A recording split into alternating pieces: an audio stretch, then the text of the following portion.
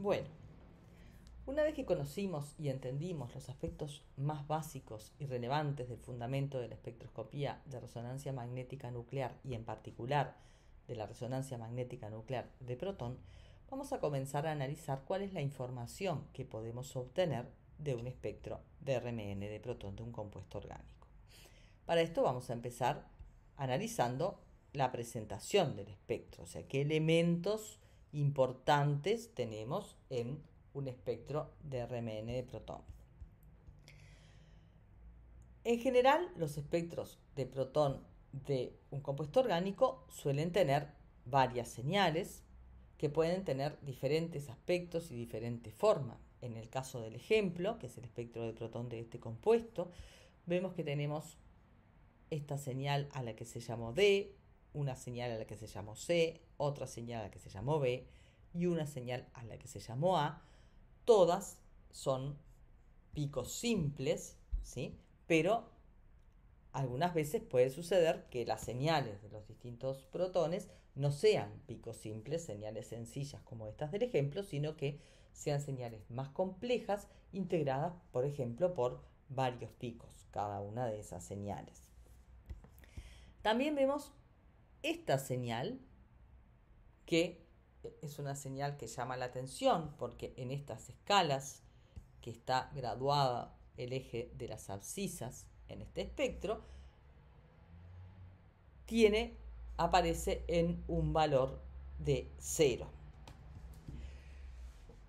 Esa señal que aparece en el valor de 0 es una señal de referencia y esto se hace necesario utilizar una referencia porque en función de las diferentes frecuencias de resonancia de los distintos tipos de protones que puede haber en un compuesto orgánico, se van a obtener señales diferentes. Por eso podemos elucidar la estructura de un compuesto analizando el espectro de RMN. Por eso es muy importante la información que nos puede dar un espectro de RMN de protón sobre la estructura de un determinado compuesto. Porque si tengo diferentes tipos de protones, voy a tener probablemente diferentes señales. Entonces, el problema es que esas diferencias entre las frecuencias de resonancia de los diferentes tipos de protón de un mismo compuesto son muy pequeñas, por lo que se necesita maximizar esas diferencias expandiendo la escala para poder ver claramente las señales, cada una de las diferentes señales. Para esto, las frecuencias de resonancia se expresan en relación con la frecuencia de resonancia de los protones de los 4 grupos metilo del tetrametilsilano a la que se asigna un valor de 0. O sea, se asigna arbitrariamente el valor de 0 a la frecuencia de resonancia de los protones del tetrametilsilano y la frecuencia de resonancia de los protones del compuesto que yo estoy analizando se expresa en relación con este valor de referencia. Por ejemplo, vamos a analizar este compuesto. Nosotros vimos que el compuesto tiene, además de la señal de los protones del tetrametilsilano a la que se asigna el valor de 0, 4 señales más: A, B, C y D. Eso es porque si nosotros analizamos la estructura de este compuesto, que la conocemos, vamos a ver que tenemos también 4 tipos de protones diferentes, o sea, protones con entornos químicos diferentes. Por ejemplo, estos protones a los que se llamó A, son protones en grupos metilo geminales unidos a un carbono que está unido a un grupo hidroxilo y a un metileno y el resto de la molécula hacia el otro lado. También tenemos en la molécula otro grupo metilo, son este grupo metilo al que se llamó B, y estos protones de este grupo metilo son diferentes a los protones a los que llamamos A, porque su entorno químico es diferente. Este grupo metilo está unido a un carbono carbonílico de una cetona. También tenemos este grupo metileno, que son 2 protones, a los que llamamos C, que es diferente su entorno a los otros protones que acabamos de analizar, y del mismo modo el protón al que llamamos D, que es el protón que no está unido a un átomo de carbono, sino que está unido a un átomo de oxígeno. Estos diferentes tipos de protones, estos 4 diferentes tipos de protones, van a dar lugar a 4 señales diferentes, que son estas que se muestran en el espectro. Pero nosotros necesitamos poder comparar los espectros de un mismo compuesto tomados en un equipo o en otro, tomados en un equipo de mayor potencia y en un equipo de menor potencia, por ejemplo. Sabemos que la frecuencia de resonancia está en relación con gamma, que es la constante giromagnética que depende de cada núcleo, y con el campo magnético del equipo. Entonces, si tomamos el espectro de este compuesto en un equipo de 100 MHz, el valor de la frecuencia me va a dar diferente que si lo tomamos en un equipo, por ejemplo, de 200, 300 o 400 MHz. Entonces, espectros de un mismo compuesto no serían comparables si nosotros lo que graficamos es la frecuencia de resonancia, porque dependería del equipo. Para solucionar esto y poder comparar espectros tomados en distintos equipos, en equipos de diferentes potencias, es que se define delta, que se expresa en partes por millón, que es un parámetro adimensional que no depende del campo magnético. Entonces, en desplazamiento, porque a este delta se llama desplazamiento químico, el desplazamiento de un tipo determinado de protones en un equipo de 100 MHz va a tener el mismo valor que el desplazamiento de los mismos protones si el espectro se toma en un equipo de 400 MHz. Ese valor de delta se expresa como la frecuencia de resonancia del protón que estoy analizando menos la frecuencia de resonancia de los protones del tetrametilsilano dividido la frecuencia de resonancia del equipo. Este factor de 10 a la 6 es porque la frecuencia de resonancia de los protones está expresada en Hertz y la potencia del equipo en megahertz. Y para ser adimensional el parámetro delta tenemos que utilizar este factor. Recordemos que el desplazamiento químico delta de los protones del TMS se asignó arbitrariamente a 0 y es este. Entonces, si el desplazamiento químico del TMS, de los protones del TMS, es 0, nosotros sustituimos en esta ecuación y obtenemos que lo que estamos midiendo en la escala de abscisas es el desplazamiento químico de cada uno de los tipos diferentes de protones de la molécula en relación con el desplazamiento químico de los protones del tetrametilsilano. Este factor, este delta, se expresa en partes por millón.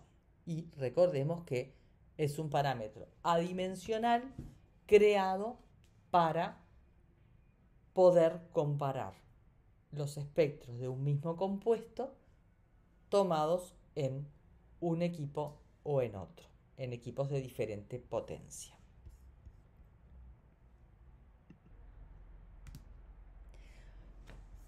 Bien, entonces, recordamos que la frecuencia de resonancia de un núcleo es proporcional a la constante giromagnética de ese núcleo y al campo al que está sometido.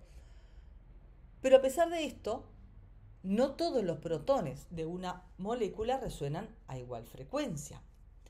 O sea, no todos tienen la misma frecuencia de resonancia. Eso es lo que genera que en el espectro de resonancia magnética nuclear nosotros podamos apreciar diferentes señales a diferentes desplazamientos. Si todos resonaran a la misma frecuencia, veríamos una sola señal en el espectro y ya no podríamos obtener la información que necesitamos en relación a la estructura del compuesto. ¿Por qué es esto? Esto es porque el campo magnético al que está expuesto cada núcleo no solamente depende del campo magnético del equipo, que es este que está señalado con las flechas azules, al que llamamos B0, sino que además depende y está influido por su entorno químico y electrónico. O sea, el entorno electrónico de cada protón influye en su frecuencia de resonancia. Por ejemplo, un determinado protón está rodeado de una cierta nube electrónica que será más densa o menos densa en función, por ejemplo, de a qué átomo esté unido ese protón o cuáles sean los núcleos cercanos que tiene ese protón en la molécula.